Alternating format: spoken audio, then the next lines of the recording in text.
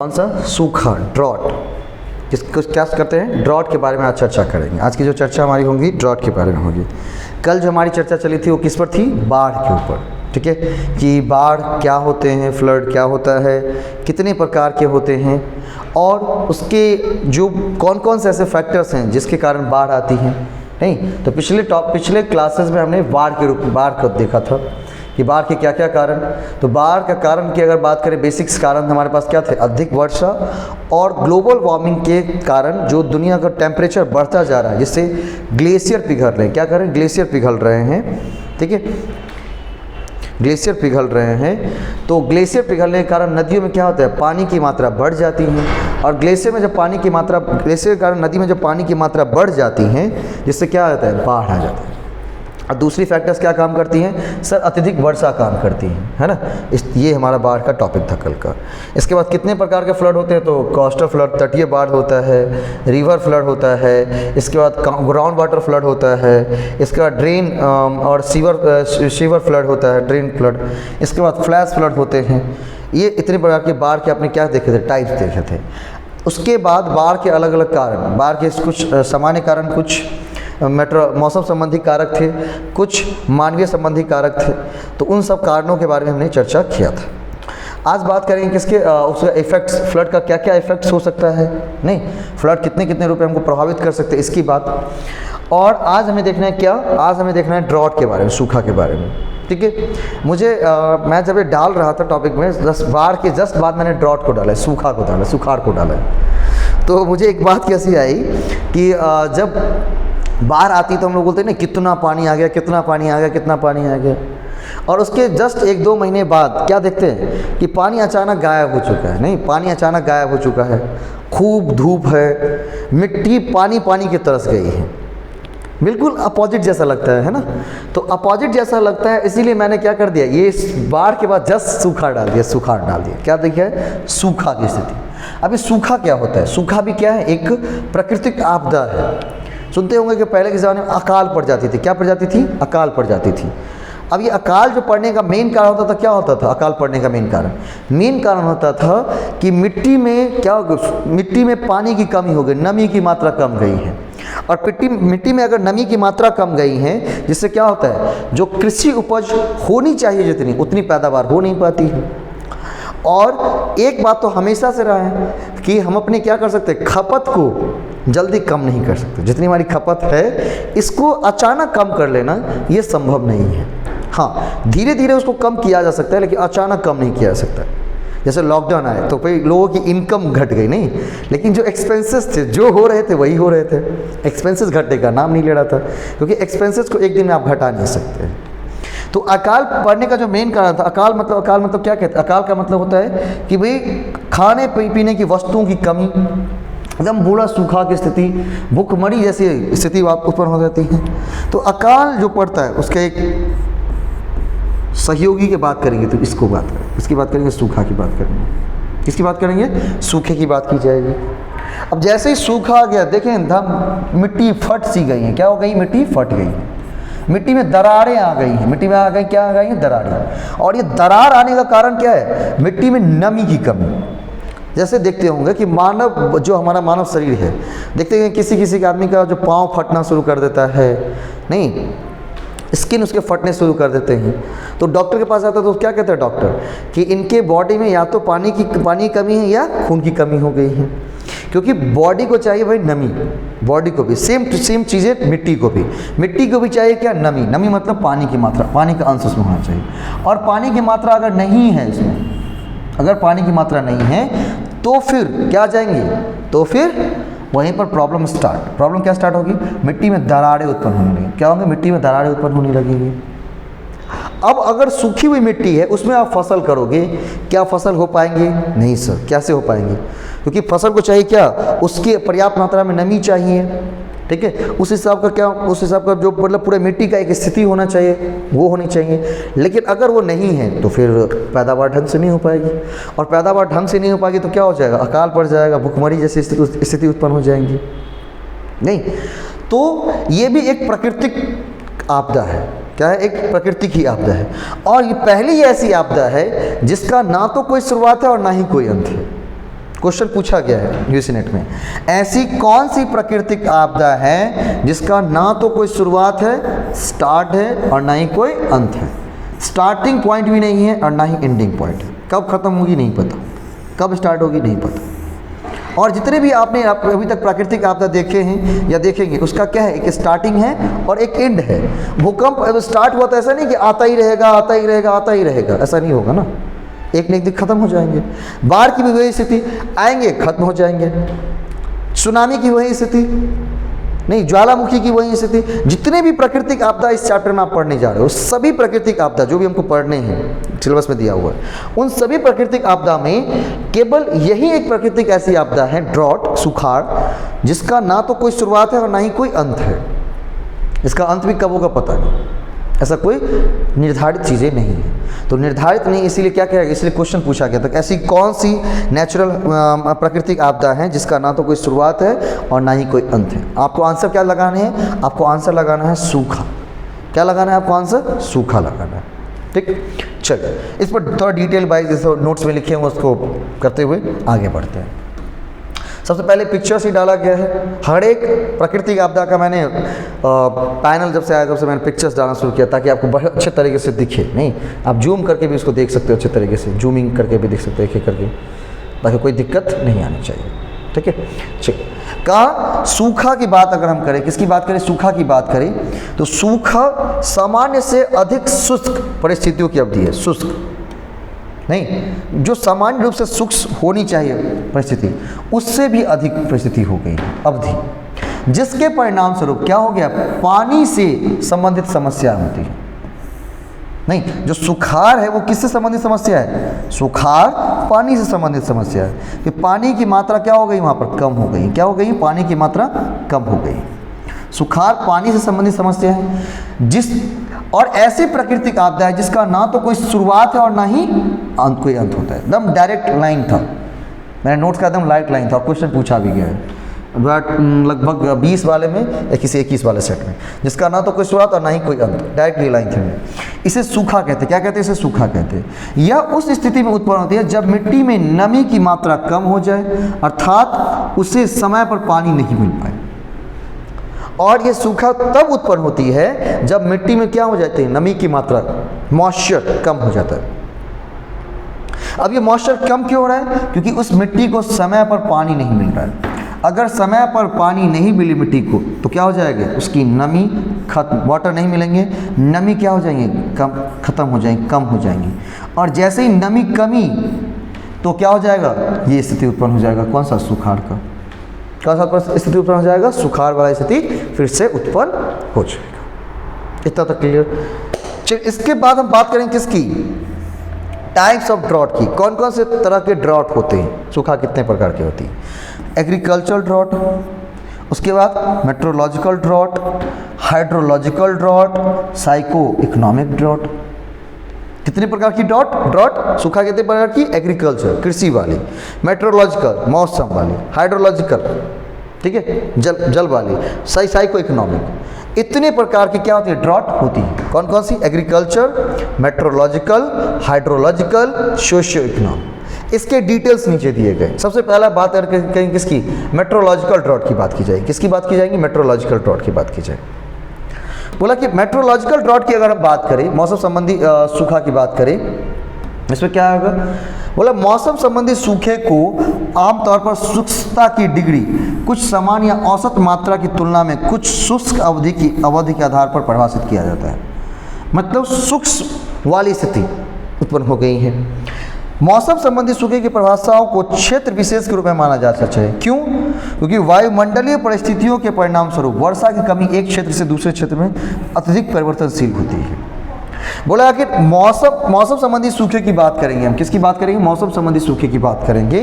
तो यह क्या होती है, वर्षा किस पर निर्भर करती है, वर्षा के ऊपर निर्भर करें। किसकी वर्षा निर्भर कर रही है, वर्षा के ऊपर निर्भर कर रही है। नहीं, और वर्षा जो है वो मान लीजिए दरभंगा का ही एरिया है। अब दरभंगा में वर्षा की स्थिति कुछ और हो सकती है, नहीं, और देखेंगे लहरियासराय में वर्षा की स्थिति कभी कभी कुछ और होती है। कभी कभी दरभंगा में पानी बरसता है लेकिन लहरियासराय में नहीं होता है। ऐसा कई बार हुआ है, या होता भी तो बहुत कम, लेकिन दरभंगा में खूब हुआ है। तो बोला कि जैसे ही मेट्रोलॉजिकल हम ड्रॉट की बात करते हैं, किसकी बात करते हैं? मेट्रोलॉजिकल ड्रॉट की बात करते हैं। तो मेट्रोलॉजिकल ड्रॉट क्षेत्र विशेष के रूप में क्या होता है? बदलता चला जाएगा। क्यों? क्योंकि वायुमंडलीय परिस्थिति के अनुसार वर्षा की मात्रा भी बदलती रहती है, किसी जगह कुछ ज़्यादा, किसी जगह कुछ कम। और बोला कि जब वर्षा की कमी के कारण, जब वायुमंडलीय परिस्थितियों के कारण एक क्षेत्र में, अलग अलग क्षेत्र में अलग अलग तरह की बारिश देखने को हमें मिलती है। क्या मिलती है? अलग अलग क्षेत्र में अलग अलग तरह की बारिश देखने को मिलती है। ठीक है, तो उसे क्या कहते हैं? मेट्रोलॉजिकल ड्रॉट का क्या कहा जाता है? उसको मेट्रोलॉजिकल ड्रॉट कहा जाएगा। और वो क्यों हुई है? वर्षा की कमी के कारण हुई है। अब उसमें स्लाइड ड्रॉट, हल्का सूखा, जब वर्षा कितनी हो? 11 से 25% हो। जब वर्षा सामान्य रूप से मान लीजिए 100 होनी चाहिए, जब वर्षा 21 से 25% हो तो तभी सूखा आएगा। लेकिन कौन सा सूखा आएगा? स्लाइड ड्रॉट आएगा। इसमें हुई क्या थी? ऑफलाइन क्लासेस में इसमें सब डिबेट करने लगे थे कि सर आपने 21 से 25% होगी तो वर्षा में सूखा कैसे होगा? वर्षा तो हुई है। भाई वर्षा हुई है, मैं मानता हूँ वर्षा हुई है, ठीक है, लेकिन स्लाइड ड्रॉट की अगर बात करें, हल्का सूखा की बात करें, कब स्थिति? जब 11 से 25%, तब वर्षा क्या होती है? नहीं, स्थिति कितनी हल्की बारिश की? 11 से 25% के बीच में हो। किस स्थिति में हो? 11 से लेकर 25% के बीच में हो बारिश। तो ड्रॉट कौन सा? स्लाइड ड्रॉट, हल्का सूखा। मॉडरेट, मध्यम सूखा, जब वर्षा कितनी? 26 से 50% तक, तो कौन सा? Moderate drought. सीवियर ड्रॉट कब? जब वर्षा 50, क्या होता है? जब वर्षा 50% से क्या होती है? अधिक होती है, तो कौन सी ड्रॉट आएगी? गंभीर सूखा। प्रॉब्लम यहाँ पर ये है, एक इसमें क्या हो छूट गई? नेगेटिव वर्ड छूट गई। क्या छूट गई? नहीं वाला वर्ड छूट गई। नहीं, जब बोला कि जब वर्षा 11 से 25% तक हो तो कौन सा? सीवियर स्लाइड ड्रॉट आएगा। सूखा आएगा लेकिन हल्का वाला सूखा आएगा। सूखा तो होंगे लेकिन हल्के। वर्षा 26 से 50% एक ही हो रही हो, जितनी होनी चाहिए उसे 26 से 50% तक, मतलब वर्षा होनी चाहिए 100% तक। ठीक है, जब वर्षा 26 से 50% तक हो रही है तब मॉडरेट ड्रॉट आएगा। और सीवियर ड्रॉट कब आएगा? जब वर्षा 50% से अधिक नहीं होती है, उसका नहीं वर्ड आ जाएगा। क्या आ जाएगा? नहीं, नॉट आ जाएंगे इसमें। क्या क्या आ जाएंगे? नहीं वाले। अगर वर्षा 11 से 25% तक हो रहे हों तब स्लाइड ड्रॉट आएंगे, सूखा रहेगा लेकिन हल्का वाला थोड़ा सा। उसके बाद 26 से 25% तक बारिश हो रही, मतलब कौन सा? मॉडरेट। और वर्षा की मात्रा कितनी?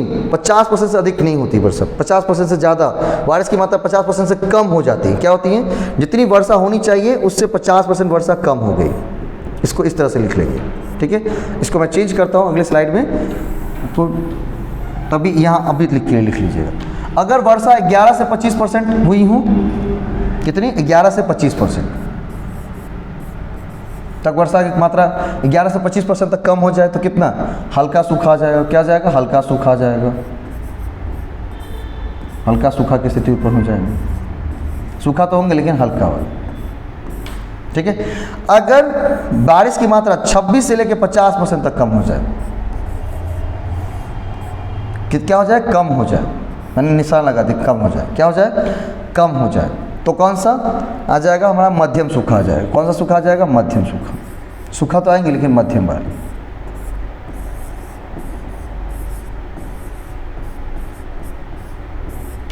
नहीं, और जब वर्षा की मात्रा 50% तक कम हो जाए, जितनी होनी चाहिए उससे कम, 50% तक कम हो जाए, तो उसको क्या कहेंगे सर? उसको कौन सा क्या कहा जाएगा? उसको सीवियर ड्रॉट कहा जाएगा, गंभीर सूखा, गंभीर स्थिति उत्पन्न हो जाएगी, गंभीर सूखा।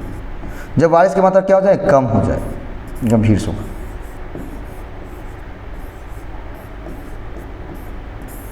गंभीर सूखा, ठीक है। इस पर टाइपिंग एरर आएगा ही क्या? जब वर्षा 11 से 25% तक कम हो, तक कम हो जाए, कम हो। नहीं तो उसे क्या कहेंगे? उसे स्लाइड ड्रॉट कहा जाएगा, हल्का सूखा कहा जाएगा, ठीक है। मॉडरेट ड्रॉट, जब वर्षा 26 से 50% तक कम हो जाए, तक कम हो जाए, कम हो जाए, तो उसे कौन सा? मॉडरेट ड्रॉट कहेंगे। और जब वर्षा 50%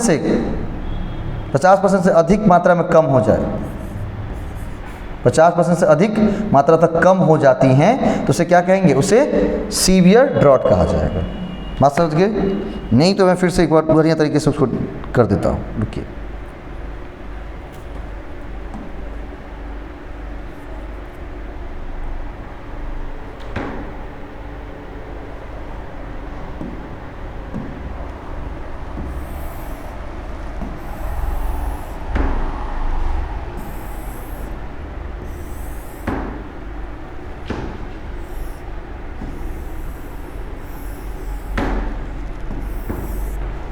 वर्षा की कमी, वर्षा में कमी, ठीक है। और कौन सा सूखा, सूखा, ठीक है। वर्षा में कमी कितनी आई, तो वर्षा में कमी आई 26 कितना परसेंट था,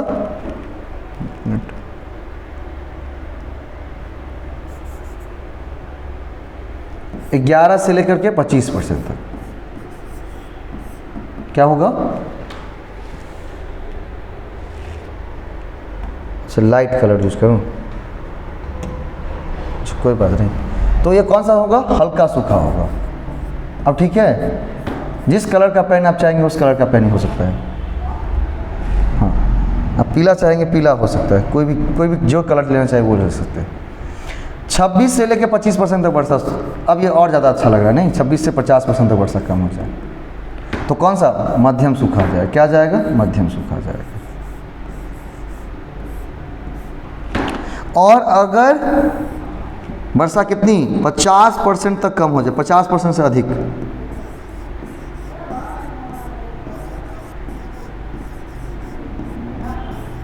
वर्षा की मात्रा क्या हो जाए, 50% से अधिक कम हो जाए। वर्षा में कमी कितनी हो जाएंगी, 50% से अधिक, तो इसको क्या कहेंगे, गंभीर सूखा कहेंगे। क्या कहेंगे इसको, गंभीर सूखा कहेंगे। ये नोट्स में आप लोग ठीक कर लीजिएगा, ठीक है, कॉपी पर नोट डाउन कर लेंगे, बाकी नोट्स में बदल जाएंगे, ठीक है। नोट्स में बदल चुके हैं, जो नए नोट्स छप रहे हैं उसमें ऐड हो चुका है, ठीक है। थोड़ा टाइपिंग एरर था, उसको ठीक कर दिया। चलिए लिख लिए सबको,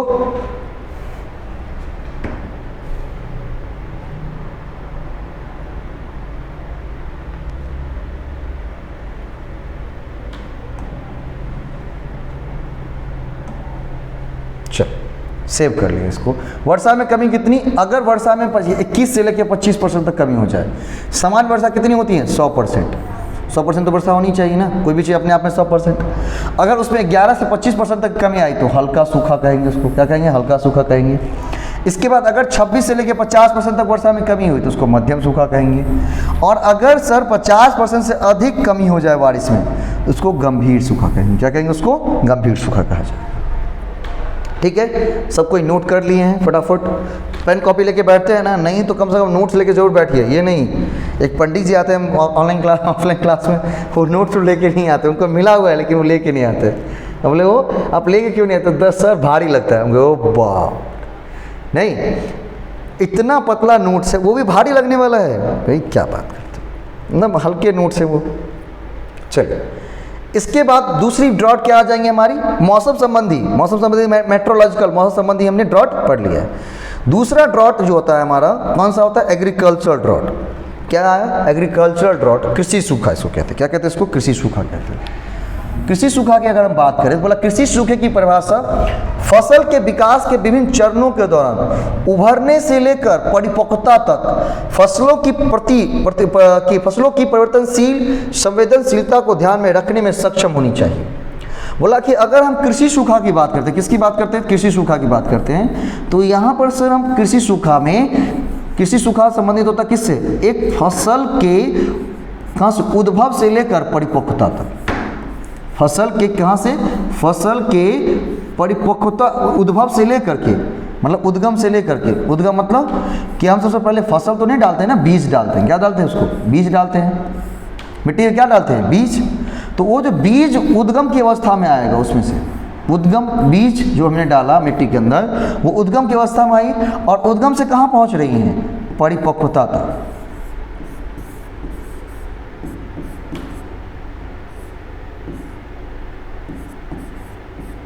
परिपक्वता तक, कहाँ तक पहुँच रही हैं, परिपक्वता तक। अब ये उभरने से लेकर के, उद्गम से लेकर के परिपक्वता तक पहुँच रही हैं, तो उसके अंदर अलग अलग क्या होते हैं, स्टेप्स होते हैं, अलग अलग स्टेप्स होते हैं। जैसे अगर अभी मान लीजिए अभी क्या है, अभी गेहूँ कटने का समय है, किसका, गेहूँ कटने का समय है ना, शुरू भी हो गया गेहूँ कटना, गेहूँ कटने का समय है ये।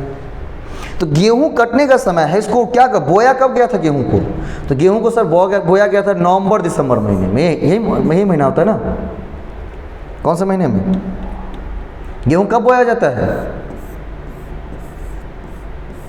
नवंबर दिसंबर महीने में इसको बोया जाता है। और कब? अप्रैल से मई तक, अप्रैल मई में क्या क्या है उसको पूरा काट लिया जाता है। कोई जो नवंबर में कर दिए होंगे वो क्या उसको काट भी रहे होंगे। तो उसमें हमने डाला था क्या? गेहूं का बीज डाला था। हमने क्या डाला था? गेहूं का बीज डाला था। क्या मान लीजिए 5 kg डाला था, कितना 5 kg डाला था, नहीं। इसके बाद आज वो कट के आ रहे हैं तो हर एक मान लीजिए हर एक बीज से क्या निकला? एक पौधा निकला होगा, नहीं, हर एक बीज से क्या निकला होगा? पौधा निकला होगा। हर एक बीज से पौधा निकला होगा। फिर वो पौधा धीरे धीरे उसको क्या मिला? खाद मिला, पानी मिला, सब कुछ मिला, और वो धीरे धीरे बड़ा होते यहाँ पर उसमें क्या है? अब उसमें क्या लगता है? उसमें जो गेहूं लगा होता है उसको क्या बोला जाता है? डंठल जो लगते हैं उसमें, शीश, क्या बोलते हैं इसको? क्या बोलते हैं? शीश। जहाँ पर गेहूं होता है शीश बोलते हैं। क्या बोलते हैं उसको? शीश बोलते हैं।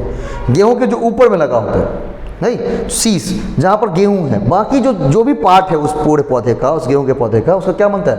भूसा बनता है। क्या बनता है? भूसा।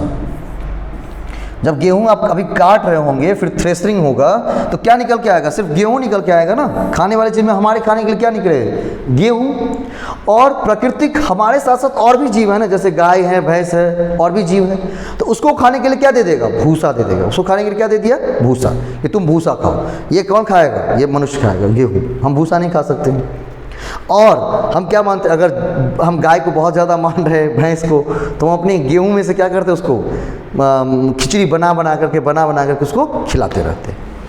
तो बोला कि जो फसल हमने डाला था उसके रोपण के समय, रोपण उसको क्या बोलते हैं? बीज डालने का रोपण बोलते हैं। रोपण और लास्ट में क्या होती है? अंतिम उपज। तो बोला कि रोपण के समय ऊपरी मिट्टी में नमी की कमी से अंकुरण में बाधा आ सकती है। तो जब हमने उसमें रोपा हुआ था तो वहां पर क्या थी? उस टाइम नमी की कमी थी। क्या थी? नमी की कमी। और जैसे ही अगर हमने बीज मिट्टी में डाला और वहां पर नमी की कमी है तो बीज अंकुरित ही नहीं होंगे। क्या होंगे? बीज अंकुरित ही नहीं होंगे, कम होंगे। तो बीज अगर अंकुरित कम होंगे तो क्या होंगे? पौधे भी कम ही आएंगे। पौधे अगर कम आए तो पौधे में जो शीश लगा है जिसमें गेहूं है, ऐसे खड़ा है, घुमा हुआ है, वो भी कम आएंगे। अगर वो कम आए तो सर क्या होगा? सर अंतिम उपज जो होगी, जो हमारे पास होनी चाहिए, वो कम होगी।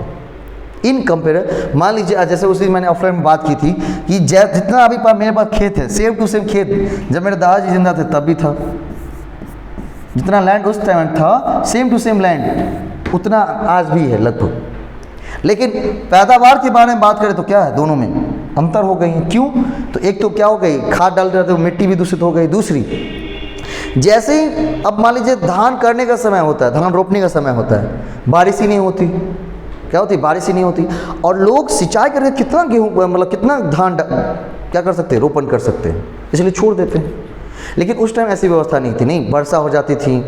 क्या होती थी? वर्षा एकदम टाइम पर हो जाती थी, जिससे किसान को बहुत ज़्यादा फायदा मिलता था। और वो जैसे ही रोपण के समय अगर नमी है तो बीज ज़्यादा से ज़्यादा अंकुरित होंगे।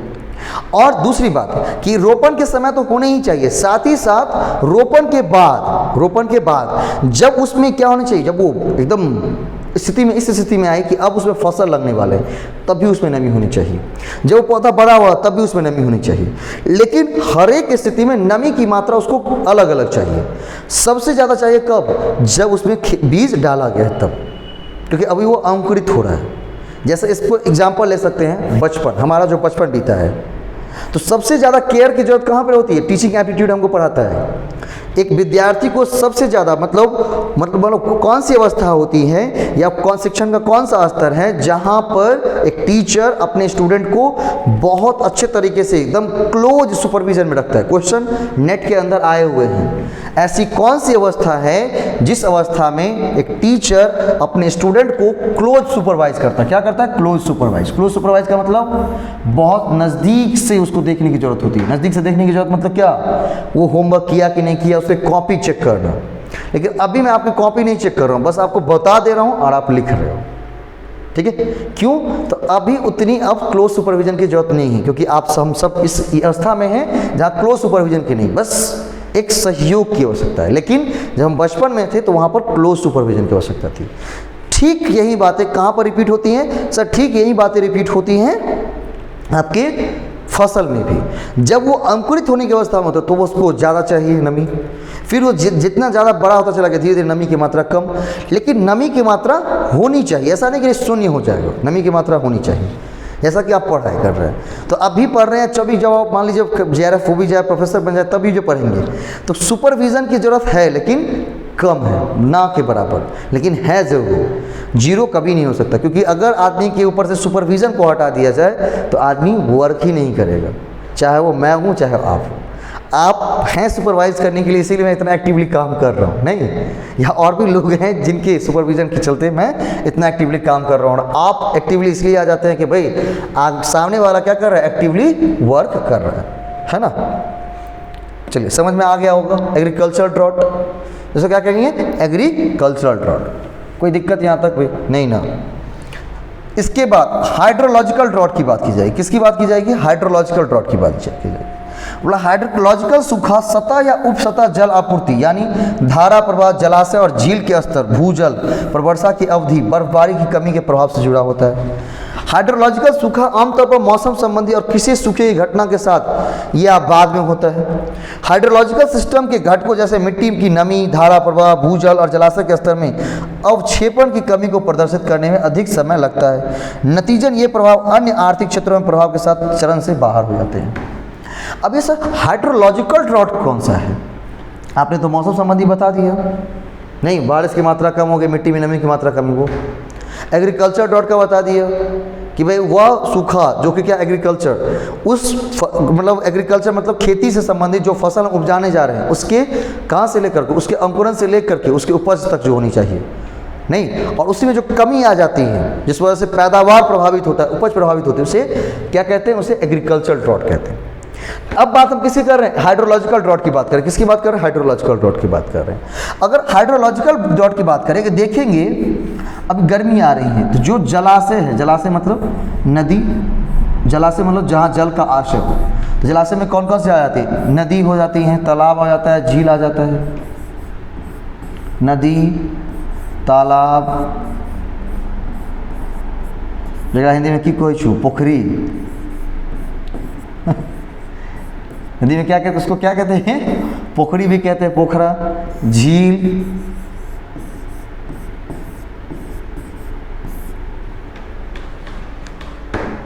ठीक है, नदी, तालाब, झील। नहीं, अब देखते होंगे जैसे ही गर्मी का मौसम आ गया, अभी का मौसम है ना, अभी देखोगे कि जलाशय में जो पोखर है आपके आसपास, जो तालाब है, जो झील है, जो भी, वहाँ पर पानी की मात्रा कम हो जाती है इन कंपैरिजन वर्षा के मौसम की तुलना में, इन कंपैरिजन ठंडे के मौसम की तुलना में। अभी जो हैं वो क्या हो गए, कम हो गए हैं या नहीं, ये बताइए। गर्मी जैसे ही आती हैं, जब भी टेम्परेचर बढ़ता है पृथ्वी का, तो जो भी जलाशय हैं, चाहे वो नदी हो, तालाब हो, पोखरा हो, उसके जल स्तर में क्या आ जाती है, कमी आ जाती है, हाँ या ना। क्यों आ जाती कमी, भाई वो नदी है, क्यों आ जाती कमी,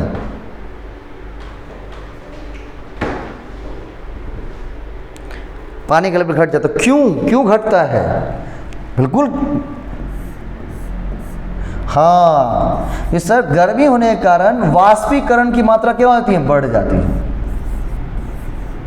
ये वर्षा जो होता है वो कहाँ से होता है, लोग कहते हैं कि भगवान वर्षा कराते हैं, नहीं मैं मानता हूँ भगवान वर्षा कराते हैं, लेकिन उसका एक नहीं भगवान भी वर्षा कराते हैं, ये मैं मानता हूँ, क्योंकि अध्यात्म से ऊपर कुछ नहीं मैं मान सकता हूँ। लेकिन अगर हम अपनी पढ़ाई लिखाई में बात करेंगे तो हम कौन से कारण बताएंगे, वैज्ञानिक कारण बताएंगे। कौन से कारण बताएंगे, ये नहीं कि वर्षा क्यों होती है तो हम बोलेंगे भगवान कराते हैं, ऐसा नहीं बोलेंगे, ये अध्यात्म का ठीक है। लेकिन इसके लिए हम साइंटिफिक तरीका ढूंढें। क्या साइंटिफिक है, तो साइंटिफिक ये है कि जो भी जलाशय हैं पृथ्वी पर, जो भी नदी हैं, जलाशय, समुद्र, झील हैं, ये तो छोटे जलाशय हो गए, कौन, ये भी हैं महासागर है, उसके बाद क्या है, सागर है। तो ये जितने भी जलाशय हैं, जल स्रोत हैं, तो जैसे ही पृथ्वी पर गर्मी बढ़ती है, मतलब पृथ्वी का टेम्परेचर बढ़ता है, तो उन सभी जलाशयों के पानी पर क्या होता है, उसमें गर्मी बढ़ती है। और पानी को जब गर्म किया जाता है तो हम लोग देखते हैं ना क्या होता है, वहाँ पर पानी जितना गर्म, उसको पानी को आप क्या करेंगे, 1 कप पानी को डालेंगे पैन में और उसको खौलाना शुरू करेंगे। देखेंगे 10-15 मिनट बाद पानी बिल्कुल क्या हो गई है, जीरो हो जाती है कुछ देर के बाद। क्यों? पानी कहाँ चली गई? तो सर पानी, जैसे ही पानी को गर्म करते हैं तो वो क्या होता है, पानी भाप, पानी का भाप ऊपर ऊपर दिखते हैं, उसको वाष्प कहते हैं। क्या कहते हैं उसको? वाष्प कहते हैं। वो वाष्प बन करके कहाँ चली जाती हैं, ऊपर उड़ने लगती हैं। ऊपर ऊपर मतलब वायुमंडल की तरफ क्या होती हैं, वो वायुमंडल में जाने लगती हैं। और जैसे ही वायुमंडल में गई क्या करती हैं, वो क्या बनती हैं उसके बाद, वायुमंडल में जाने के बाद वो भाप जो क्या बनती है, एक भाप बड़ा सा तो बादल बना लेता है। क्या बनाता है? बादल। और जैसे ही वो हवा के संपर्क में आया वो बादल, वो एक्चुअली में तो था पानी ही ना, अभी वो बादल बन गया, वाष्प बन गया, लेकिन जैसे ही वो हवा के संपर्क में आता है तो सीधा फिर से कहाँ पर, पृथ्वी पर। इसी को वाटर साइकिल भी कहते हैं, हमने पढ़ा होगा वाटर साइकिल। इसी को क्या कहते हैं, वाटर साइकिल भी कहा जाता है। कि भाई यहाँ पर पानी है नीचे धरती पर, नहीं देखा होगा आपने, यहाँ सूरज ही हैं, सूरज की किरणें आती हैं, सूरज की किरणें पड़ी पानी पर, यहाँ से भाप बना, कहाँ गया, वायुमंडल में गया। कहाँ गया? वायुमंडल में गया। और वायुमंडल में जाकर बादल का रूप लेकर के हवा के संपर्क में आने के बाद फिर वो धरती पर ही बारिश करवाता है। क्या करता है? धरती पर ही बारिश करवाता है। ठीक है। तो हाइड्रोलॉजिकल ड्रॉट का मतलब है कि जैसे ही मतलब जो पानी के बड़े बड़े स्रोत हैं और पृथ्वी पर क्या बढ़ती है, तापमान बढ़ती है, तो उस पृथ्वी जो जलाशय, उस जलाशय का पानी कहाँ जाने लगता है, भाप बन करके वायुमंडल की तरफ जाने लगता है। कहाँ जाने लगता है? भाप बनकर वायुमंडल की तरफ जाने लगता है। और जैसे ही वो भाप बनकर वायुमंडल की तरफ गया तो पानी घट गई ना। कहाँ की पानी घट गई? सर उस जलाशय के पानी घट गई। और इसी को तो क्या कहते हैं, इसी को हाइड्रोलॉजिकल ड्रॉट कहते हैं। क्या कहते हैं इसको? हाइड्रोलॉजिकल ड्रॉट कहते हैं। क्लियर बात यहाँ तक? तीनों ड्रॉट के बारे में। कौन कौन सा? मेट्रोलॉजिकल, दूसरा कौन सा? एग्रीकल्चरल, तीसरा कौन सा? हाइड्रोलॉजिकल। यहाँ तक तीनों बातें क्लियर हो गई? जा नहीं बोल रहे हैं? अगर क्लियर हो जाती हैं बातें तो बोल दीजिए, तो मैं अगले स्टेप की तरफ बढ़ सकूँ, है ना।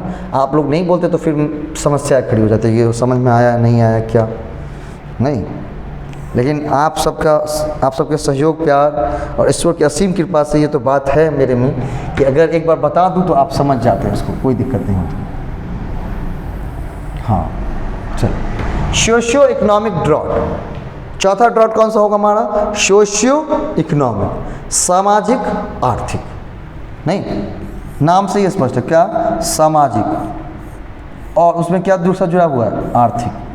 क्योंकि आज का समाज कैसा है भाई? आज के समाज की अगर परिप्रेक्ष्य की बात करें, आज के सामाजिक परिप्रेक्ष्य की बात करेंगे तो किस तरह के हैं समाज? सर आज का समाज बिल्कुल क्या है? आर्थिक रूप से क्या है? आर्थिक, अर्थ से जुड़ा हुआ समाज है। आज का समाज कैसा जुड़ा हुआ है? अर्थ। अर्थ मतलब इकोनॉमी। हाँ, भौतिक वस्तुओं की बढ़ती हुई मांग। क्या? भौतिक वस्तुओं के पीछे पागलपन लोगों का। कितने भौतिक वस्तुओं को अपने पास क्या कर लें? समेट लें। लेकिन गाना है ना कि आएगा जबरे बुलावा हरि का, छोड़ के सब कुछ जाना पड़ेगा। जिस दिन वहाँ से बुलावा आ गया, उन्होंने बुला लिया कि भैया तुम्हारा बहुत दिन हो गया, तो क्या करना पड़ेगा हमको, सब कुछ छोड़ के जाना पड़ेगा। ठीक है। तो एक दिन अचानक घटना है वही 2 दिन पहले, जब मैं रात में जगा हुआ तो सारा काम करवा रहा था, तो मुझे वही गाना याद आ गया अचानक। ठीक है, आएगा जबरे बुलावा हरि का, सब छोड़ के सब कुछ जाना पड़ेगा। मैंने सोचा कि फिर जब सब कुछ छोड़ के ही जाना है यहाँ पर, तो इतनी मेहनत क्यों कर रहा हूँ, रात भर जाग रहा हूँ, ठीक है, मेहनत कर रहा हूँ नहीं। लेकिन फिर मेरा प्रश्न आया कि नहीं, वो तो जब जाने की बात होगी तब ना, अभी जो चीज़ें हैं उसको भी तो ठीक करना है। इतने मेरे पीछे लोग हैं, नहीं इतने जाने वाले पहचानने वाले, उन सब के लिए भी तो कम से कम कुछ ना कुछ करके जाना चाहिए ना। इसीलिए कर रहा हूँ, इसीलिए क्या कर रहा हूँ। ठीक है, क्या? हाँ, क्या दूसरी बात हो जाती है वहाँ पर, क्या आ जाता है? अब आ जाता है नाम। क्या आती है? नाम आ जाती है। नहीं, क्या आती है? नाम की बातें आ जाती है। भाई नाम करना है, नहीं क्या करना है? नाम करना है। तो नाम आप थोड़ी कर रहे हैं, नाम अपने आप होता है, बस आपको क्या करने होते हैं उसके लिए काम करना होता है। अगर नाम आप नहीं कर सकते अपने से, कितना भी कर लो नाम नहीं हो पाएगा। क्यों? जब तक कि आप काम नहीं करेंगे, और काम करेंगे तो सामाजिक आर्थिक क्रिया चलती रहेगी। बात वहीं पर है। बोला कि सूखे की सामाजिक आर्थिक वजह से कुछ आर्थिक वस्तुओं की आपूर्ति और मांग को मौसम विज्ञान, जल विज्ञान, कृषि सूखे के तत्वों से जोड़ती है। यह उपर्युक्त प्रकार के सूखे से भिन्न है क्योंकि इसकी घटना सूखे की पहचान या वर्गीकरण करने के लिए आपूर्ति और मांग की समय और स्थान प्रक्रियाओं पर निर्भर करती है। अब कहेंगे सर सोशियो इकोनॉमिक ड्रॉट आ गया था, इसका मतलब क्या है? तो बोला कि जो समाज की मांग है, जो समाज की मांग है, ठीक है, उस मांग की मतलब मांग किसी वस्तु की ही होंगी ना, मांग किसी वस्तु की होंगी। अगर उस वस्तु की आपूर्ति, अगर उस वस्तु की आपूर्ति सही तरीके से नहीं हो पाए, उस वस्तु की आपूर्ति सही तरीके से नहीं हो पाई, और इसके पीछे अगर रीज़न की बात कीजिए क्यों नहीं हुई, तो सर इसलिए नहीं हुई क्योंकि इसमें क्या इन्वॉल्व था? जल विज्ञान, वाटर इन्वॉल्व था, इसके अंदर मौसम इन्वॉल्व था सर, इसके अंदर एग्रीकल्चर इन्वॉल्व था सर। क्यों आपूर्ति नहीं हो पाई उस चीज़ की? तो वो बोलेगा कि सर आपूर्ति इसलिए नहीं हो पाई क्योंकि एग्रीकल्चर फैक्टर्स वो काम नहीं करते, ढंग से उस चीज़ की खेती नहीं हो पाई। सर क्यों नहीं खेती हो पाई? तो सर वाटर उसको नहीं मिला। क्या मिला? वाटर नहीं मिला। इस कारण से वाटर क्यों नहीं मिला? क्योंकि सर मौसम उस तरह का नहीं था, वायुमंडलीय परिस्थिति वैसी नहीं बनी ताकि क्या हो, वर्षा हो सके। तो सर वर्षा की कमी के कारण ऐसा हुआ। किसी कमी के कारण? वर्षा की कमी के कारण हुआ नहीं। लेकिन अगर वर्षा की कमी के कारण क्या हुआ, हमारा प्रभावित, वर्षा के कारण वाटर नहीं मिला, वाटर के कारण एग्रीकल्चर प्रभावित हुए, जिससे वो आपूर्ति प्रभावित होने लगे, और समाज को उस चीज़ के लिए क्या होना, ज़्यादा खर्च करना पड़ जाता है। क्या करना पड़ जाता है? ज़्यादा खर्च करना पड़ जाता है। अब जैसे मान लीजिए जिस चीज़ के उत्पादन हम खुद करते हैं, कुछ दिन बाद मान लीजिए कुछ एक साल ऐसा आया कि वो चीज़ें हम पैदावार नहीं कर पाए, नहीं, तो उस चीज़ की आप जो है मांग है, जो समाज मांगती है उस चीज़ के बारे में, क्या उसकी आपूर्ति उसको हो पाएगी? नहीं हो पाएगी। इसके लिए क्या करना पड़ेगा सर? ज़्यादा पैसा खर्च करना पड़ेगा। क्या करना पड़ेगा? ज़्यादा पैसा भी खर्च करना पड़ सकता है ना? तो ज़्यादा पैसा खर्च करना पड़ेगा। तो ये हुआ क्यों है? तो इसका सबसे मेन कारण सूखा। और इसने क्या कर दिया? सामाजिक आर्थिक, ये पूरे समाज के लिए है, जरूरी नहीं कि एक आदमी के लिए, पूरे समाज के लिए है। अगर मान लीजिए एक बार देखा था हमने प्याज का दाम बढ़ा, तो लगभग सभी जगह पूरे इंडिया में बढ़े ना एक साथ। क्यों? क्योंकि प्याज वर्षा ज़्यादा होने के कारण नासिक जो है, महाराष्ट्र में नासिक, भारत का एक राज्य महाराष्ट्र, उसका एक जगह नासिक जो है वो क्या है, प्याज का सबसे बड़ा मंडी है, और वहाँ पर प्याज नहीं पहुँच पाए। क्यों नहीं पहुँच पाए? ऐसा इसलिए नहीं कि बारिश नहीं हुई थी, बारिश बहुत ज़्यादा हो गई थी। क्या होती? बारिश बहुत ज़्यादा, आवश्यकता से अधिक बारिश, और आवश्यकता से अधिक बारिश भी हो जाएगी तो वो भी क्या है, खराबी है कुछ फसलों के लिए। धान के लिए भी ठीक है, धान के लिए थोड़ा पानी वानी लग रहेगा, ठीक रहे, लेकिन कुछ ऐसी भी फसलें हैं जिसके लिए वर्षा उतनी उपयुक्त नहीं, अगर आवश्यकता से अधिक हो जाएंगी तो वो फसल खराब होने लगेगी। सेम चीज़ उस साल हुई थी, जब प्याज होने वाला था तो उससे ज़्यादा बारिश हो गई, जिस वजह से प्याज की आपूर्ति नहीं हो पाई। तो बोला कि वह एक सूखे की स्थिति जिससे समाज के मांग की आपूर्ति नहीं हो पाती है, और उस चीज़ को आपूर्ति करने के लिए, उस चीज़ को पूरा करने के लिए हमें आर्थिक रूप से क्या होना था, बहुत ही दंश झेलना पड़ता है, बहुत ज़्यादा नुकसान होता है आर्थिक। जो चीज़ें मान लीजिए 5 रुपया मिल जाएंगे, लेकिन अगर उसी चीज़ के लिए हम 50 रुपये खर्च कर रहे हैं, तो हम क्या कर रहे हैं, आर्थिक रूप से क्या हो गए, पीड़ित हो गए ना, आर्थिक रूप से दुख हुआ हमें। और ये पूरे समाज के बारे किस बात की है, किसकी? पूरे समाज की ऐसी चीज़ है, इस समाज की मांग की पूर्ति नहीं हो पाई, नहीं, समाज की मांग की आपूर्ति नहीं कर पाए, इस वजह से हमें और ज़्यादा पैसा खर्च कर उसकी आपूर्ति करनी पड़ी। इससे क्या कहेंगे, सामाजिक आर्थिक सूखा कहेंगे। बोला इसके बाद लिखा, सामाजिक आर्थिक सूखा तब होता है जब पानी की आपूर्ति में मौसम संबंधी कमी के परिणाम स्वरूप किसी आर्थिक वस्तु की मांग आपूर्ति से अधिक हो जाती है।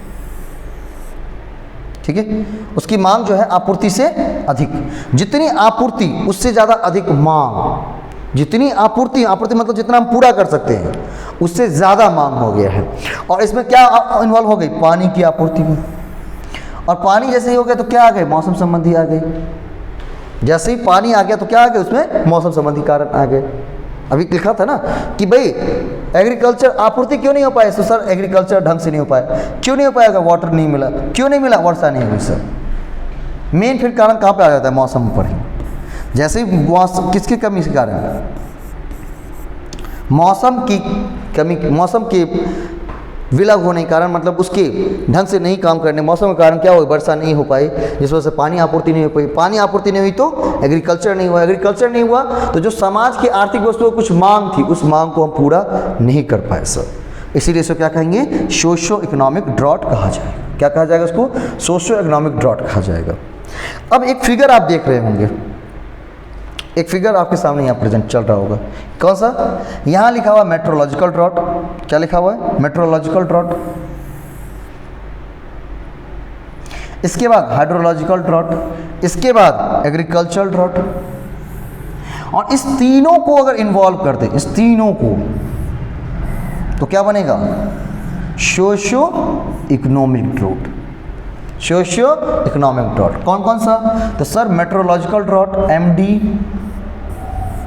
एग्रीकल्चर ड्रॉट सर AD, और हाइड्रोलॉजिकल ड्रॉट HD। HD मतलब ये हाई डेफिनेशन नहीं है, दूसरा है कुछ नहीं। ये तीनों मिल करके क्या तूफानी मचाएंगे सर, तूफानी मचाएंगे। आज कुछ तूफानी करते हैं, क्या करते हैं, सोशियो इकोनॉमिक ड्रॉट करते हैं। अगर ये तीनों इन्वॉल्व हुए ना, अब बोलेंगे तीनों क्यों, कैसे इन्वॉल्व हुए, तो सर हमने क्या कहा, आर्थिक वस्तु की आपूर्ति नहीं है। क्यों, क्योंकि एग्रीकल्चर ढंग से नहीं पाया, एग्रीकल्चर ड्रॉट। क्योंकि जब उस वस्तु को क्या कहा, रोपण का समय था, परिपक्वता का समय था, वर्षा उस समय कम हो पाई।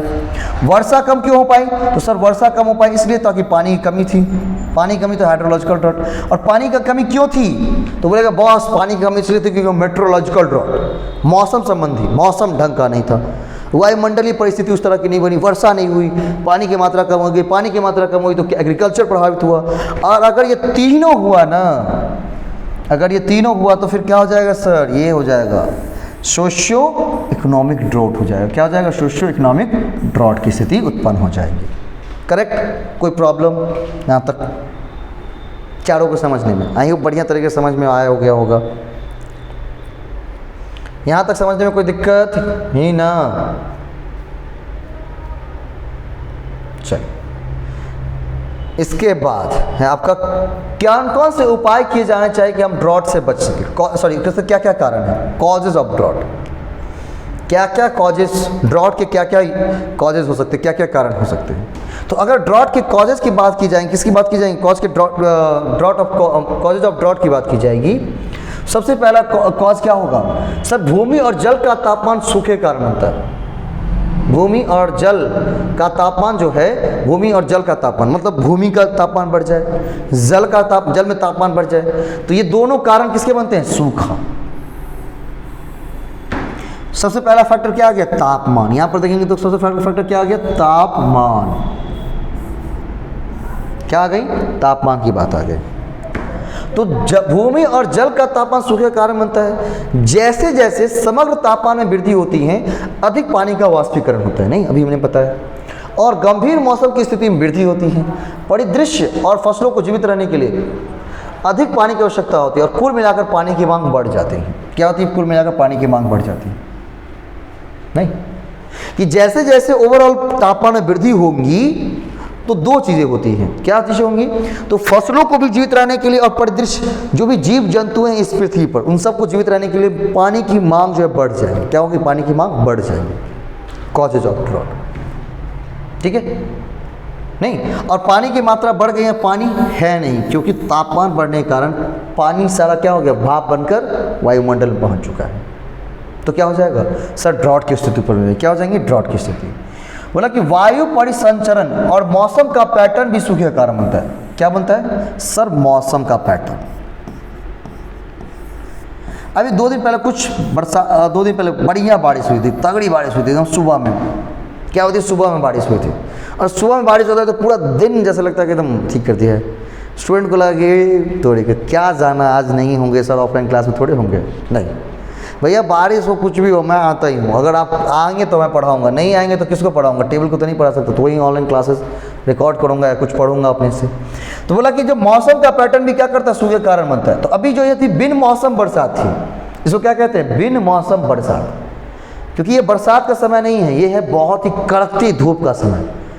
याद होगा कि पिछले साल भी और उससे पिछले साल भी कि जब गेहूं कटने का समय होता है उस समय बहुत ज़्यादा क्या होती है, तापमान रहती है, मतलब बहुत ज़्यादा गर्मी रहती है। लेकिन अभी ऐसा मौसम है नहीं, तो ये कहीं ना कहीं फसलों को भी अफेक्ट करेगा। और किया भी उस दिन जो बारिश हुई उसने क्या किया, फसलों को ही अफेक्ट किया सबसे ज़्यादा किसको अफेक्ट किया, फसल को ही। फसलें खराब हो गई। ठीक, तो बोला कि और मौसम, ये जो सूखे के कारण मौसम का पैटर्न बदलने के कारण, और ये बारिश का कारण क्या था कि महाराष्ट्र में मुंबई में चक्रवात जैसी स्थिति उत्पन्न हुई है, जिसका प्रभाव देखने को मिला हमें कहाँ पर, बिहार में बारिश हुई। जितना पानी कभी हमारे पास था आज हमारे पास है, और हवा या ज़मीन पर जमा है। मौसम का पैटर्न हवा में पानी के चारों ओर घुमाता है और ये लगातार बदल रहा है। मतलब जितना हमारे पास पानी था, जितना हमारे पास है और जितना हमारे पास जमा है, वो सब हवा के साथ मौसम का पैटर्न जो है वो हवा के साथ पानी को चारों ओर घुमाता रहता है, नहीं। और ये लगातार क्या बदल रहा है, जितना हमारे पास था उतना पानी अभी नहीं है, आने वाले साल में वो भी नहीं रहेगा। क्यों, मौसम बदल रहा है सर। क्या बदल रहा है, मौसम बदल रहा है, नहीं। लेकिन आपको याद रखनी है वो गाना, कौन सा, मौसम के तरह तुम भी बदल तो नहीं जाओगे। तो जितनी आज कर रहे हैं उतनी पढ़ाई आगे भी, और जब तक हम लोग जीवित रहेंगे, क्योंकि हमने जो प्रोफेशन चुना है, किसका, प्रोफेसर का, यही एक ऐसा व्यक्ति होता है, तीन व्यक्ति, प्रोफेसर, इस पर टीचर भी लगभग इन्वॉल्व हो जाएंगे, उसके बाद लॉयर, एंड इसके बाद कौन, डॉक्टर। ये तीनों मरते दम तक पढ़ता ही रहता है, कभी इसकी पढ़ाई खत्म नहीं होती। क्यों भाई, क्योंकि कुछ भी नया अपडेट होंगे तो प्रोफेसर को किसको बताना है, अपने स्टूडेंट को बताना है कि भाई ये नया अपडेट आया है, नया चीज़ जुड़ी हुई है, तो उसके लिए पढ़ना होगा तभी अपडेट बता सकते हैं। उसके बाद लॉयर, उसके बाद कौन होता है, लॉयर, वकील।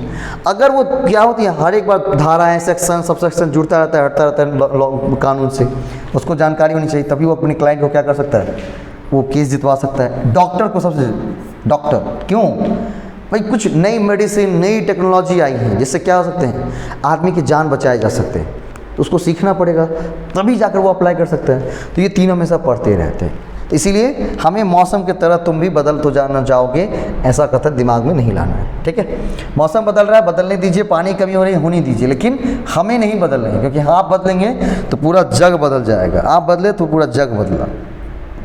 लेकिन हाँ, बदलाव कैसे, बदल भी रहे तो कौन सी पॉजिटिव बदलाव होनी चाहिए। बदलाव भी ठीक है, लेकिन कैसे बदलाव, पॉजिटिव, नेगेटिव नहीं। अगर आप ये नहीं तो फिर कभी ये होता है ना कि आप कहते हैं आप तो बदलने के लिए कह रहे थे, हम तो 2 घंटा पढ़ रहे थे, आप बोले 2-1 घंटा रखने के लिए। ये नहीं, पॉजिटिव चेंज क्या करेगा, positive result, negative change negative results. अच्छा, बोला मिट्टी की नमी का स्तर भी सूखे में योगदान देता है। जब मिट्टी में नमी कम हो जाती है तो बादल बनाने के लिए पानी का वाष्पीकरण कम होता है, सतह का तापमान बढ़ता है और अधिक पानी की आवश्यकता होती है और कम उपलब्ध होती है, जो अधिक गंभीर सूखे में योगदान देता है। एक तीसरा क्या कारण हो गया, नमी, किसमें, मिट्टी की नमी। तीसरा कारण क्या हो गया, नमी। एक कारण क्या था, मौसम। तो पहला वाला कारण क्या था हमारा, तापमान। ये 3 कारण बने थे, कौन कौन से, तापमान, मौसम एंड नमी। उसके बाद सूखा पानी की आपूर्ति। सूखा पानी की आपूर्ति और मांग का मुद्दा भी हो सकता है। सूखा ये भी हो सकता है क्या, आपूर्ति और मांग का मुद्दा। किसकी मुद्दा, आपूर्ति और मांग का मुद्दा भी हो सकता है। बिल्कुल ठीक का है, हो सकता है कि आपूर्ति जैसो क्या हो जाए, आपूर्ति कम हो रही हो, आपूर्ति क्या हो रही हो, कम, मांग बहुत ज़्यादा रही हो। चौथे कारण क्या हो सकते हैं, ये आपूर्ति कम रही हो, मांग ज़्यादा रही हो, तो भी उस स्थिति को क्या कहेंगे, सूखा ही कहेंगे। क्या कहेंगे उसको, सूखा ही कहा जाएगा। ठीक है, चलिए अगला। अब इफेक्ट ऑफ ड्रॉट क्या हो जाएगा, इफेक्ट ऑफ ड्रॉट, कि जब सूखे की स्थिति होगी, जब सूखा आ जाएगा तो इसका क्या क्या प्रभाव हमारे जीवन पर, पर्यावरण पर क्या क्या प्रभाव पड़ सकता है, इसके बारे में। सबसे सूखे कुछ सामान्य परिणाम है क्या, कम फसल वृद्धि या उपज या उत्पादन। फसलों में वृद्धि कम होगी, वृद्धि कम होगी तो क्या होगा, उपज उत्पादन भी कम हो जाएगा अपने आप। फसल में वृद्धि ही नहीं हुई, ग्रोथ ही नहीं हुआ, तो क्या उसका रिजल्ट देखने को मिलेगा? क्या नहीं देखने को मिल सकता है। तो अगर फसल में वृद्धि कम हुई है तो उसका एक कारण ये भी हो सकता है कि उपज भी कम हो जाएंगे। क्या हो जाएंगे? उपज भी कम हो जाएंगे। दूसरा कारण हो सकता है धूल के कटोरे और धूल के तूफान, जब सूखा, मरुस्थलीकरण और कटाव से पीड़ित क्षेत्र से टकराता है। नहीं, जैसे ही सूखे की स्थिति उत्पन्न होती है, मिट्टी शुष्क हो जाती है, तो क्या होता है? धूल उड़ने लगता है, जो मिट्टी सूख गई है। और जैसे हवा चला, पूरा धूल का कटोरा जैसे बना दिया। देखेंगे जो बड़े बड़े मरुस्थल हैं, जो रेगिस्तान है, वो क्या बनता है? धूल का कटोरा बन जाता है, धूल ही धूल उड़ रहा है। क्यों? क्योंकि पानी की मात्रा तो कम थी और कम हो गई है, सूखा की स्थिति उत्पन्न हो गई है।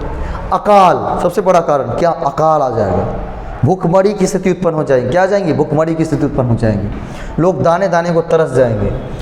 पर्यावास क्षति, स्थलीय और वन्य जीवों को प्रभावित करना। सूखे की स्थिति उत्पन्न हो जाती है तो क्या होता है? जो स्थलीय जीव हैं, जो वन्य जीव हैं, उनमें भी क्या होता है? उसको पानी ही नहीं मिल रहा, आपूर्ति जितनी उसकी मांग है उतनी आपूर्ति नहीं हो पा रही है। वो लोग भी क्या करते हैं? कुछ तो जान बचा के भाग जाते हैं, जो नहीं भाग सकते वो क्या होते हैं? मर जाते हैं। भूख, सूखा खाद्य फसलों और मनुष्यों के लिए बहुत कम पानी प्रदान करता है।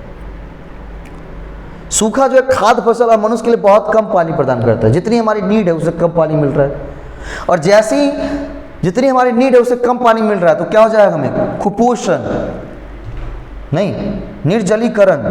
क्या हो जाएगा? निर्जलीकरण। निर्जलीकरण मतलब उसको बोलते हैं ना, बॉडी डिहाइड्रेट हो गया, डिहाइड्रेशन हो जाना, मतलब पानी की मात्रा कम हो जाना। पानी की मात्रा कम हो जाएगी तो कुपोषित हो जाएगी शरीर, निर्जलीकरण हो जाएगा, निर्जलीकरण हो जाएगा, डिहाइड्रेट हो जाएंगी बॉडी, और संबंधित रोग और भी अलग अलग तरह के रोग हो सकते हैं। भोजन और पानी की तलाश में लोगों का सामूहिक पलायन। और जैसे मान लीजिए कहीं पर अगर भोजन की कमी आ गई, पानी की कमी आ जाएंगी, तो वहाँ पर लोग सामूहिक रूप से एकदम पूरे सबको, धिया पुता, पूरे गांव समाज को लेकर के एक जगह से दूसरी जगह पलायन करने लगेगा। क्यों? अब जहाँ ना भोजन है ना पानी है, वहाँ लोग जीवित नहीं रह सकते हैं, और जान बचाने के लिए कहीं ना कहीं तो जाएंगे ना। औद्योगिक और घरेलू उद्देश्यों के लिए पानी की कमी। अब जैसे ही सूखा की उत्पत्ति हुई है तो क्या हो जाएगा? घरेलू उद्देश्य के लिए जो हम पानी यूज करते हैं उसमें भी कमी आ जाएंगी। उद्योग के लिए जो हम पानी यूज करते हैं उसमें भी कमी आ जाएंगी। नहीं, अगला कारण क्या हो सकता है? पानी और भोजन सहित प्राकृतिक संसाधनों पर लड़ाई। भोजन पर भी लड़ाई होने लगेंगी, पानी पर लड़ाई होने लगेंगी, एक दूसरे को लोग मरने के लिए तैयार हो जाएंगे। क्यों? अकाल जैसी उत्पन्न होती थी, ना खाना मिल रहा है ना पानी मिल रहा है। और मानव एक ऐसा जीव है, कहते हैं ना बहुत बुद्धिमान है, लेकिन मानव एक ऐसा जीव है, या कोई भी जीव अपनी जान बचाने के लिए, अपनी भूख मिटाने के लिए किसी को भी मार सकता है। क्या कर सकता है? किसी को भी मार सकता है ना, अपनी भूख मिटाने के लिए। चलिए, इसके बाद है हाउ टू प्रिवेंट ड्रॉट्स। हम ड्रॉट से कैसे बचें? क्या क्या कर सकते हैं कि हम ड्रॉट से बच जाएं? तो सबसे लास्ट में लिखा है, लेकिन सबसे जरूरी वही है। क्या?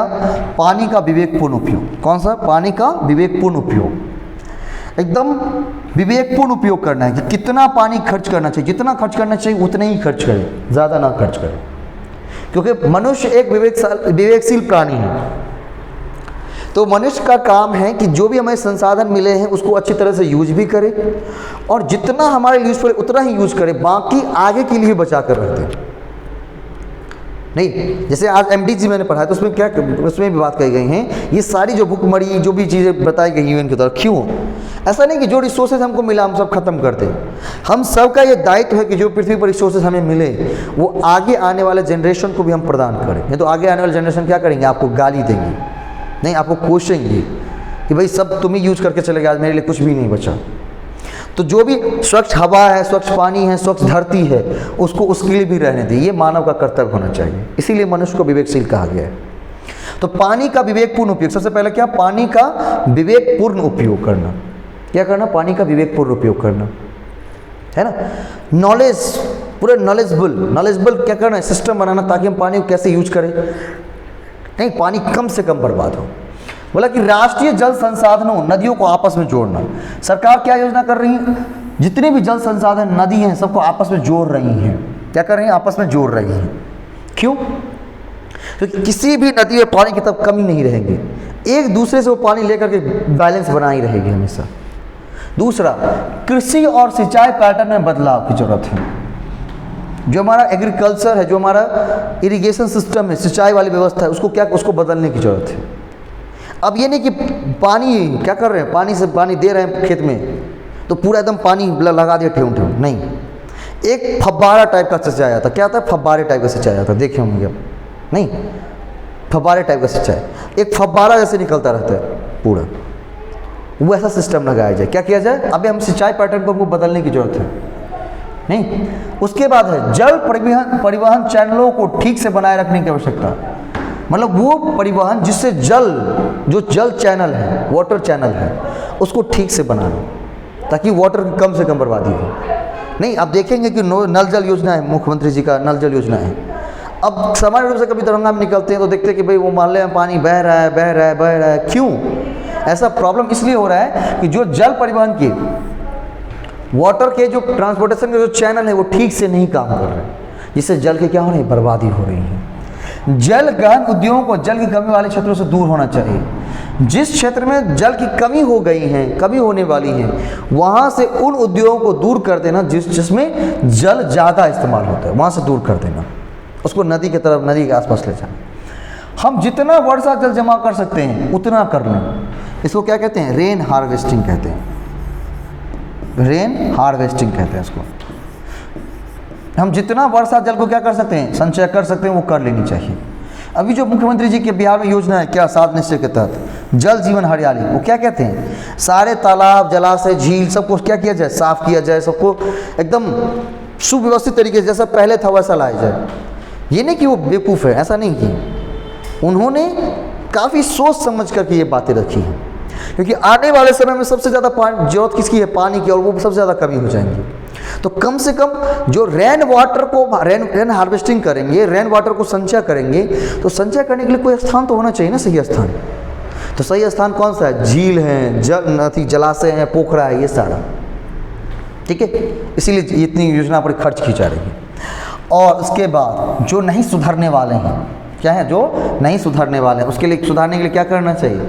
जहाँ बिजली का मीटर लगा वहाँ पानी का भी मीटर लगा दे। और अभी वाला मीटर स्मार्ट वाला, कौन सा मीटर? स्मार्ट वाला। जैसे ही एक गिलास पानी निकालेंगे, एक बॉल भूख से बढ़ जाएगा, भूख जलेगा। अब जरूरत होगी तो एक गिलास पानी निकालेंगे, वरना नहीं निकालेंगे। अभी जो इससे स्मार्ट मीटर लग गया, प्रॉब्लम क्या हो गई है कि भाई इतनी ये उठती हैं कि मतलब जैसे कोई भी लोग जो पहले नॉर्मली बल्ब को जलने छोड़ देता था, वो भी नहीं जल, मतलब अंधेरा करके रखता है घर। भाई जितनी ज़रूरत है उतनी ही यूज़ करो, नहीं ज़्यादा यूज़ करो, क्योंकि स्मार्ट मीटर लग चुका है, बहुत ज़्यादा बिजली बिल उठती हैं। तो उस लोगों के लिए जो सुधरने वाले नहीं हैं, जो नहीं मानने वाले हैं, तो उसके लिए क्या कर दो? उसके लिए बिजली के मीटर, जहाँ पर स्मार्ट मीटर लगे हैं, वहाँ पानी वाले भी स्मार्ट मीटर लगा दें। क्या लगा दें? पानी वाले स्मार्ट मीटर लगा दें। अपने आप सुधर जाएंगे। फिर सरकार को कदम उठानी पड़ेंगे। देखिए, सरकार पहले समझाती है कि भाई बिजली मत बर्बाद करो, लेकिन तभी हम बर्बाद करेंगे, चुराएंगे बिजली को। तब सरकार ने क्या किया है? सरकार हर थाक करके एक कदम उठाकर क्या कर लेती है? बिजली स्मार्ट मीटर लगा दिए। देखिए, अब पहले उसको रिचार्ज करिए फिर चलेगा, जैसे टीवी में रिचार्ज होता है, रिचार्ज खत्म, लाइन बंद, जाइए घूमते रहिए। वाटर ट्रेनों को क्या करना चाहिए? स्टैंड बाय पर रखना चाहिए। क्या रखना चाहिए? स्टैंड बाय पर। वाटर ट्रेन मतलब वाटर से भरे बड़े ट्रेनों को, बड़े बड़े डिब्बों को क्या एकदम तैयार रखना चाहिए। जैसे ही कहीं जरूरत होगी तुरंत दौड़ा देंगे सीधा, क्योंकि अगर धरती पर सबसे ज़्यादा, अगर धरती पर ट्रांसपोर्टेशन की बात कीजिए, सबसे ज़्यादा कहाँ से कर सकते हैं? ट्रेन से। अभी जितना जो आप हम लोग राशन देखते हैं वो कैसे आता है? ट्रेन से ही आता है, उतना भर भर करके। तो वाटर ट्रेन को क्या करना चाहिए? स्टैंड बाय पर रखना चाहिए। और आपदा प्रबंधन टीम को भी स्टैंड बाय पर, जैसे ही कोई अगर भयानक ऐसी कुछ स्थिति आई तुरंत वहाँ पर काम करेंगे। और हमें वनों की कटाई को रोकने की आवश्यकता है। जो वन है, जंगल है, उसकी कटाई को रोकना है, क्योंकि वन और जंगल क्या करता है? वर्षा कराने में मदद करता है। क्या करता है? वर्षा करने में मदद करता है। जहाँ वन और जंगल की कमी हो जाएंगी, वहाँ बारिश की कमी हो जाएगी। बारिश की कमी हो जाएगी तो सूखा की स्थिति उत्पन्न हो ही जाएगा। और लास्ट है पानी का विवेकपूर्ण उपयोग। पानी को क्या करना चाहिए? विवेकपूर्ण तरीके से उपयोग करना चाहिए। ये थी आज का पूरा टॉपिक ड्रॉट का। 2 टॉपिक इसमें और बच गए हैं, जो कि कौन कौन से हैं? सुनामी है और चक्रवात है। मैं धीरे धीरे इसलिए कर रहा हूँ ताकि आपको बहुत अच्छे तरीके से समझ में आए, इसीलिए थोड़े धीरे धीरे चल रहे हैं। तो अब ये नहीं कि धीरे धीरे चल रहे हैं तो क्यों धीरे धीरे चला रहे हैं, ये धीरे धीरे इसलिए चला रहा हूँ ताकि आपको पूरी की पूरी चीज़ें समझ में आ जाए, आपको याद हो जाए। नहीं, वैसे कल निश्चित रूप से कंप्लीट हो जाएगा। फिर ठीक है। इसके बाद आपकी सोर्स ऑफ एनर्जी चलेंगी, क्या चलेंगी? Source of energy, chapter number 5 चलेंगी।